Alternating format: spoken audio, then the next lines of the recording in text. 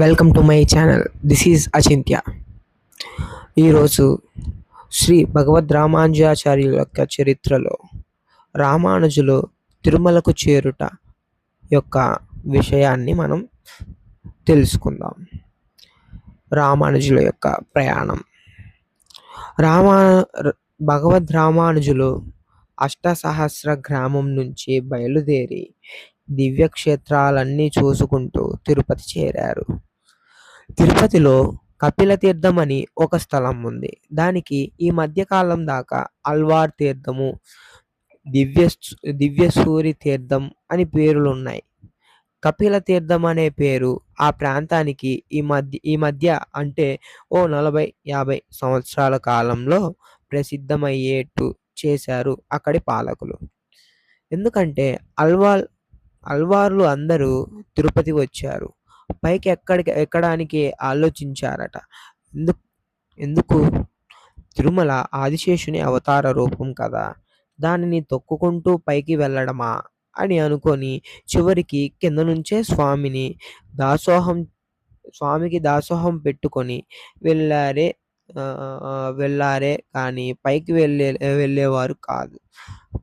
రామానుజులు కూడా అదే భావంతో ఈ అల్వార్ తీర్థం దగ్గర విడిసి ఇక్కడ నుంచే పెరుమాళ్ళని సేవించుకొని తృప్తిపడ్డారు. రామానుజులు ఏం చేశారు అనే వార్త ఆ ప్రదేశాన్ని పాలించే విఠలదేవరాయలకు తెలిసింది. అంతటి మహనీయులు వచ్చారు అనగానే అతడు ఎంతో భక్తి ప్రపత్తులతో వారి సన్నిధానానికి వచ్చారు. వినయ విధేయతలతో వారిని సేవించారు. తనకు పంచ సంస్కారాలు ప్రసాదించమని వేడుకున్నాడు.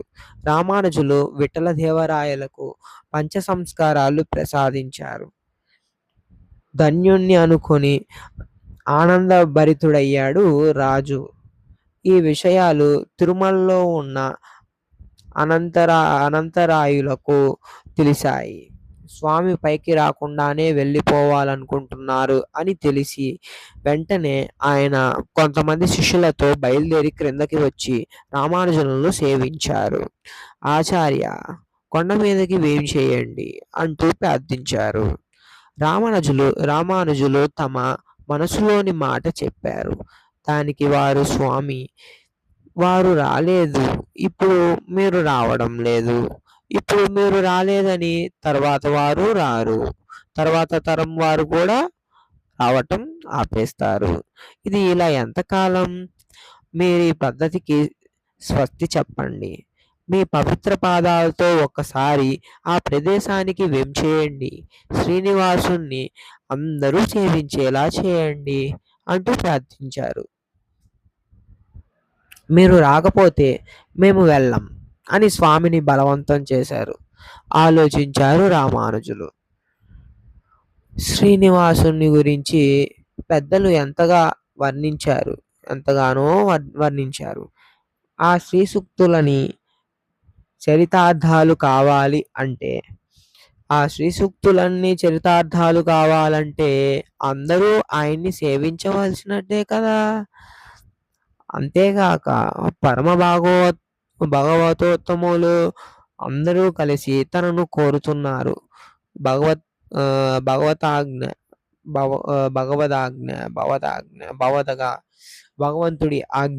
భగవంతుడి ఆజ్ఞగా నిశ్చయించుకున్నారు రామానుజులు. అందరూ బ్రహ్మానంద భరితులయ్యారు. తిరుమలలో స్వామిని గురించి చెప్పుకొనడం మొదలుపెట్టారు స్వాములు. శ్రీనివాసుడు భక్తజన పరాధీనుడు. తొండమానుడు అనే రాజు స్వామి భక్తుడు. ఆయన స్వామికి ఎన్నో సేవలు చేశాడు, కైంకర్యాలు చేశాడు. గుడి గోపురాదులు ఎన్నో కట్టించాడు. ప్రతిరోజు స్వామిని దర్శించాకే తన పనులు చేసుకునేవాడు. ఆయన పై ఒకసారి శత్రువులు దండ ఎత్తి వస్తున్నారని తెలిసింది. వెంటనే స్వామి సన్నిధిని చేరి, నా తండ్రి, శత్రువుల బారి నుండి రక్షించవా అంటూ ప్రార్థించాడు. కరిగిపోయాడు శ్రీనివాసుడు. నా దగ్గర శంకుచక్రాలున్నాయి, వీటిని తీసుకొని వెళ్ళు. అలాంటి శత్రువు నిన్నేమీ చేయలేడు. సిద్ధిస్తుంది అంటూ తన శంకు చక్రాలను తొండమాండుకి అనుగ్రహించాడు శ్రీనివాసుడు. ఆనందంతో స్వీకరించి వెళ్ళాడు రాజు.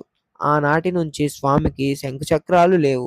అంతేకాదు పూర్వం మహర్షులు అందరూ కలిసి యజ్ఞం చేసి ఆ ఫలాన్ని ఇవ్వడానికి సాత్విక మూర్తిని నిర్ణయించుకొని రమణి నిర్ణయించుకొని రమ్మని భృగు మహర్షిని కోరారు.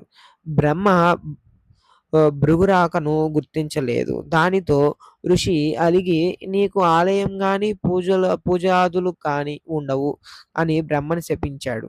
అక్కడ నుంచి కైలాసానికి బయలుదేరాడు. కైలాసంలో పరమశివుడు పార్వతీదేవితో కలిసి నాట్యాలులుడై ఆనందంలోకి విహరిస్తూ ఉండగా ఈయన అక్కడికి చేరాడు. శంకరుడు ఋషి రాకని గమనించలేదు. ఆనంద తాండవం చేస్తూ తనని తాను గుర్తించక తనని కూడా గుర్తించక అవమానించినందుకు భృగు మహర్షి కోపించి నీకు లింగ పూజలే జరుగుతాయి కానీ దేహ పూజలు జరగవు అంటూ శపించారు. అక్కడ నుంచి వైకుంఠానికి బయలుదేరాడు భృగు మహర్షి. అక్కడ లక్ష్మీనారాయణులు ఏకాంతానందాన్ని అనుభవిస్తూ మహర్షి రాకను గుర్తించలేదు. మండిపడిన భృగు మహర్షి కాలితో శ్రీ మహావిష్ణువు వక్షస్థలంపై తన్నాడు. దానికి శ్రీమన్నారాయణుడు కోపించలేదు. సరికదా, అయ్యో కఠినమైన నా గుండెల్ని తన్ని మీ సుకుమార పాదంను ఎంతో కందిపోయే ఉంటుంది అంటూ భృగు మహర్షి పాదాన్ని తన చేతులతో ఒత్తుతూ అతని ఆ అరికాలిలో ఉన్న నేత్రాన్ని చిదిపేస్తాడు. అంతే, భృగు అహంకారం ఒక్కసారిగా మాయమైంది. తనను క్షమించమని ప్రార్థించి వెళ్ళిపోయాడు. కానీ ఇక్కడ జరిగినటువంటి ఈ యొక్క వృత్తాంతాన్ని చూసిన లక్ష్మీదేవి, నాథ ఏంటిది ఇది? ముల్లోకాలు పాలించేటువంటి మహోన్నత వ్యక్తి నా భర్త అయినటువంటి నీవు ఒక అల్ప ఋషి చేత దెబ్బ, అది నా హృదయ స్థానం, నేను నివసించే స్థానమైనటువంటి నీ హృదయంపై దెబ్బ తన్నించుకొని నీవు అది కూడా కాకుండా ఎదురు సేవలు చేస్తావా అని కోపం తెచ్చుకొని ఆమె ఇక ఆ యొక్క స్థానం నుంచి విడిచి భూమండలంలోకి భూమండలంలోకి వచ్చేసింది. ఆమెను వెతుకుతూ వచ్చి ఇక్కడ స్వామివారు వైకుంఠం నుంచి వచ్చి ఇక్కడ వెలిచారని, అటు శంకుచక్రాలు తొండమానికి వేయడం వల్ల అవి లేక ఇటు లక్ష్మి లేక బోసిపోయాడు. అది ఆధారంగా తీసుకొని అతడు శివుణ్ణి కొందరు, శక్తి అని కొందరు, ఇలా ఎవరికి నచ్చిన పేర్లు వాళ్ళు పెట్టుకొని పూజిస్తున్నారు. ఈ స్థితిలో మీరు కొండపైకి వచ్చి స్వామిని శ్రీ మహావిష్ణువుగా నిరూపించి లోకాలకి చాటి చెప్పాలి. అందుకోసం కూడా మీరు తప్పక పైకి వేంచేయాలి అంటూ ప్రార్థించారు స్వాములు ప్రార్థనను మన్నించి భగవతాజ్ఞ అని భావించి శ్రీనివాసుని దర్శించడానికి కొండపైకి బయలుదేరాడు రామానుజులు. కాళ్ళల్లో స్పృశిస్తున్నందుకు మన్నించు అని ప్రార్థించి బయలుదేరాడు. వీరు పైకి వస్తున్నారు అని తెలిసి తిరుమల నంబియార్లు గారులు బ్రహ్మానంద భరితులై స్వామి ప్రసాదాలు తీసుకొని వారికి ఎదురేగి ఆనందంతో స్వాగతం పలికారు. వారి కలయిక ఎంతో నేత్రానందకరమైంది. భాగవతోత్తములందరికీ అందరూ కలిసి శ్రీనివాసుని సేవించారు. ఆ ఆనందం వర్ణనాతీతం. లక్ష్మీదేవి తనపై కోపించి తనను విడిచి వెళ్ళిపోయిందని ఆమెను వెతుకుతూ వచ్చి ఏడుకొండలపై వెలిసిన శ్రీ మహావిష్ణువు కదా శ్రీనివాసుడు. మరి ఆయన ఇతర దైవంగా భావిస్తే ఎలా ఆయన్ని? అందుకే పండితులందరూ రూపొందించి గోష్ఠి ఏర్పాటు చేసి భగవద్ రామానుజులు ఆ పండితులందరినీ సభలోకి వేచేపించి వీరందరితో కలిసి ఒక నిర్ణయానికి రావాలని కోరుతూ అందరితో ఒక ఆహ్, ఏ అందరూ ఒక నిర్ణయానికి రాండి అని చర్చించుకున్నారు. చర్చించుకునంగాల్నే అక్కడ ఉన్నటువంటి పండితులందరూ ఆహ్, మేము ఊహించేటువంటి అన్ని రకాల ఆయుధాలను తీసుకువచ్చి ఆయన ముందు పెడతాం.